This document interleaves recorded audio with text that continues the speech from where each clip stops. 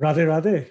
Good afternoon, Mummy. So today, Sunday, October 17th, 2021, very glad to note that we were able to start and launch our new Bhagavad Gita study class and embarking with chapter 4, continuing all of our individual and collective spiritual journeys. So just thought, we can take this time to have a quick sort of recap of any sort, nothing particularly planned or structured, but just see what might be some important points we wanted to just get across from the entire conversation. And hopefully everybody will find that helpful. So I'm going to go ahead and share my screen. And what we have, I think, are the following. Hopefully everybody was able to see, of course, and remember that we are in chapter 4, which if I go back to our ebook, it's Gyan Karm Sannyas Yog. So the yoga of knowledge and the disciplines of action. So again, hopefully helpful to remember the yoga of knowledge and the disciplines of action. In the document that everybody will be getting, of course, there is the quiz with a few questions. And then to me, of course, we covered chapter 4, verse 1 right after the introduction. I think what is important was we certainly talked about two aspects of age of the Bhagavad Gita. One is in terms of how old it is, hopefully an eye-opening fact or two there. And secondly, also we talked about when it is pertinent or relevant. We had a brief discussion on whether it's specific to a certain generation, a year, a century, or perhaps much, much more. So I think those were the big things that come to my mind right away. We, of course, talked about it as being very, very pure and pristine. So that's this content here in the introduction. And I think, Mummy, I'm reminded somewhere we covered here, like cutting asunder the doubts. We talked about doubt, but I think you had a different word as well that goes hand in hand with that. Can you tell us about that briefly?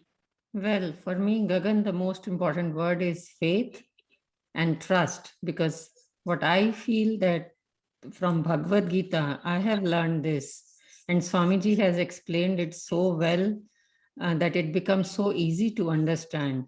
And these are Krishna's own words, where Krishna is saying in Bhagavad Gita that have faith. These are the words spoken by him only. And this has come to us in a descending order by the supreme authority. So instead of going into doubts and much into too many debates, if we are able to follow the true words of Sri Krishna right here written in this book, we'll be able to grow quite well on our spiritual path. That is what my feeling is. Yeah, absolutely. I mean, that is extremely important. And I think I mentioned as well that much later in chapter 4, we will see one important verse that helps reaffirm the importance of faith. But it's essential that you brought it up right at the start, getting rid of doubts, but instead having faith throughout our journeys. To me, I'm wondering, Mummy, are there any, Sanskrit words? You covered, of course, 5 or so. Are there any out of these maybe that you wanted to illustrate? For me, the most important word is avyayam. Avyayam means eternal. And this is the eternal science of yoga, which is been ever there.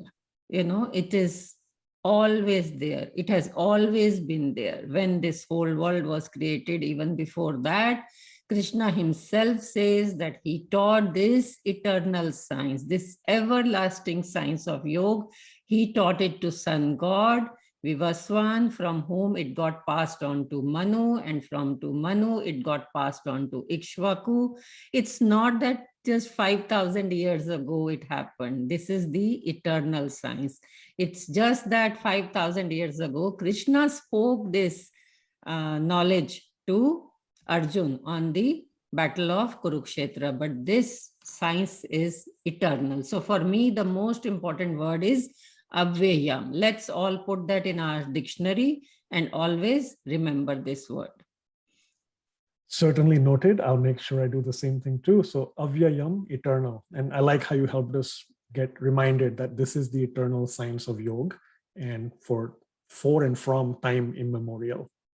I think what I liked here as well was the word we highlighted, bestowing. So that's something that's given as a gift, real precious, timeless, and priceless wisdom that's given from Sri Krishna to Arjun and then to all of us as well. And as you said, of course, descending, ascending processes were covered. In fact, if I take us all to the introduction of the Bhagavad Gita itself, there's one thing I wanted to mention, which I think comes over here. It is right here, right after the beginning of the introduction of Swamiji's book. He talks about a specific section on the ascending and descending processes of knowledge. So some information is already covered in the chapter 4, verse 1 that we talked about. But I'll also encourage people to take a look at this specific section in the introduction to the book itself, 3 or so paragraphs of useful information. Going back to the content, so back here, as we mentioned, this was a gift from Sri Krishna to Arjun, so bestowed upon him. And again, descending process, it's going to be easy as well as faultless. Again, the other part I found helpful is, right, we talk about the whole age of the Bhagavad Gita. So that's something, it's perennial wisdom, as Swamiji calls it. The sagacity of what its content is, again, just very, very helpful to keep getting reminded about that over and over again. I think, Mummy, you ended off with something as well that was a little different from just regular content.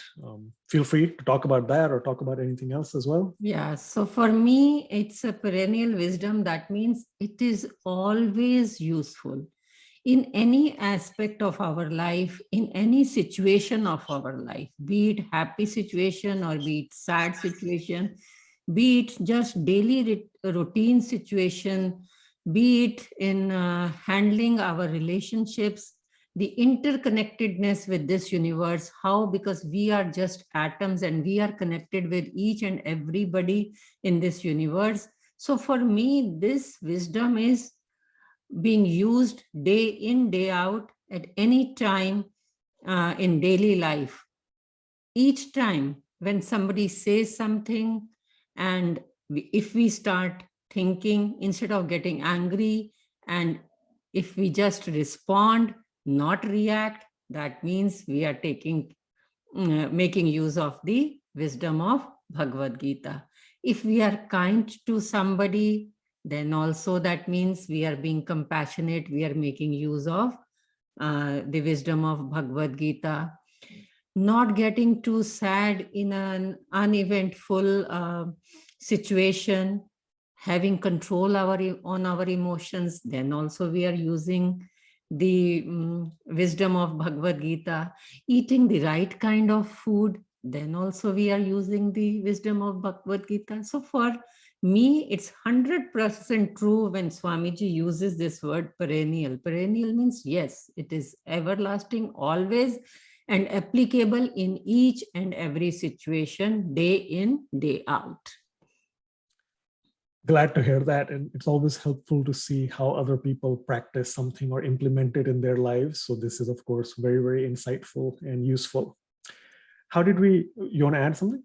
And another example, that by joining us for this paid session, that means people are giving priority to learning this wisdom. And that means they are implementing this wisdom in their lives.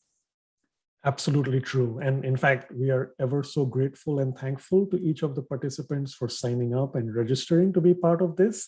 And also, of course, taking those big steps to be part of today's session, as well as all subsequent ones. It is just amazing. Yep. Just as a reminder, how did we end off the session? Anything that you want to talk about again, Mummy, from an implementation standpoint? Oh, that was the great meditation which Swamiji has given us.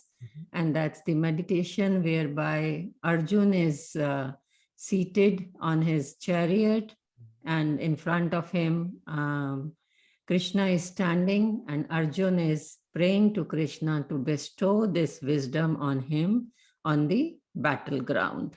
So that's a very beautiful meditation. It's a very short meditation, but I have always loved it. And I know, Gagan, it is your favorite meditation too. Yep. Absolutely my favorite. And as you said, the first part is Arjuna and Sri Krishna that we visualize and meditate upon. The second part is a parallel to us in our own situations, the whole battlefield of life. And so we get to see that parallel there as well. Again, that link, of course, is going to be shared in the document that's being sent out.